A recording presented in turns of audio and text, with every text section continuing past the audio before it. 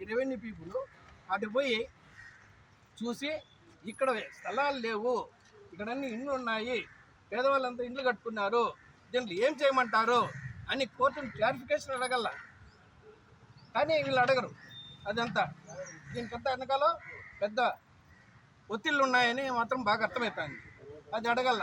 అడిగిన తర్వాత స్పెసిఫిక్గా డైరెక్షన్ తీసుకోవాలా. ఏమని వాళ్ళు ఎవరన్నా కానీ మీకు అభ్యంతరాలు వాళ్ళకి నోటీసులు ఇవ్వండి, నోటీసులు ఇచ్చిన తర్వాత అభ్యంతరాలు ఉంటే తీసుకోండి, దాంట్లో మేము పరిశీలించాలి. వీళ్ళు పరిశీలించాలి అభ్యంతరాలు ఎట్లా వచ్చినారు వీళ్ళు ఏమన్నా ఆకాశం నుంచి ఊడిపడినారా? వీళ్ళు కూడా ఈ ఊరి దగ్గర ఒక దగ్గర కొన్నారు, మరి వీళ్ళకి ఎట్లా వచ్చింది ప్రాపర్టీ అనేది కూడా తెలుసుకోవాల్సిన పరిస్థితి ఈరోజు వాళ్ళకు రెవెన్యూ వాళ్ళకు ఉంది. కానీ రెవెన్యూ వాళ్ళు తెలుసుకోరు. రాజకీయ ఒత్తిడి చేసేయాలంటే చేసేయాల. ఈ పొద్దు మాత్రం అడిగితే కలెక్టర్ చేయమని ఎక్కడ చెప్పలేదే అంటున్నాడు. ఇది ఎక్కడ న్యాయం? ఈరోజు వాళ్ళు కష్టపడి రూపాయి కూడబెట్టుకున్నట్టు 40-50 లక్షలు ఈరోజు లాస్ అయిపోయి వాళ్ళు ఉపాధి పోగొట్టుకొని రోడ్డు మీద పిల్లలతో పడుతున్నారు. ఇవన్నీ ఈ గవర్నమెంట్లోనే జరుగుతుంటాయా? ఇవన్నీ కూడా వాళ్ళ దృష్టికి తీసుకెళ్ళాం. హైకోర్టు ఆర్డర్లు, సుప్రీంకోర్టు ఆర్డర్లు పక్క వీళ్ళ రాజ్యాంగం ఇది యువత వీళ్ళు అమలు ఆర్డర్ ఏంది, ఎట్లా ఎగ్జిక్యూట్ చేయాలా అనేది ముందు తెలియాల. ఎవరైతే బాధితులు ఉన్నారో, గృహాలు కట్టుకున్నారో నోటీసులు ఇవ్వాల్సిన పరిస్థితి. అయ్యా ఇటు ఉంది ఆర్డర్ అని.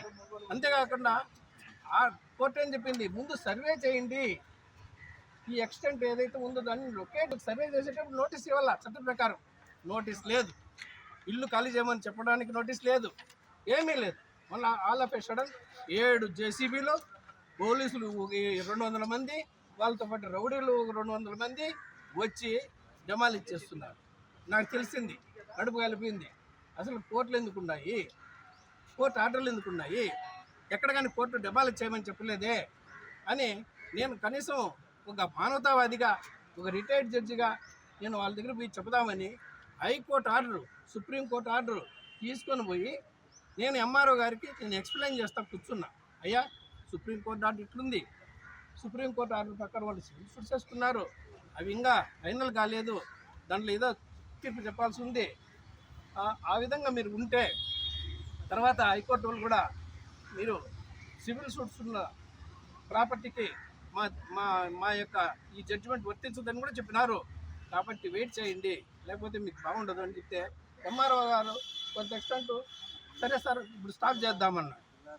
అక్కడ ఉన్నటువంటి డిఎస్పీ దొమ్మ కవురుతో దురుసుగా ఒక జడ్జిని కూడా చూడకుండా వచ్చి మనం రెట్టబట్టుకొని భలే చెప్పినా లేవయా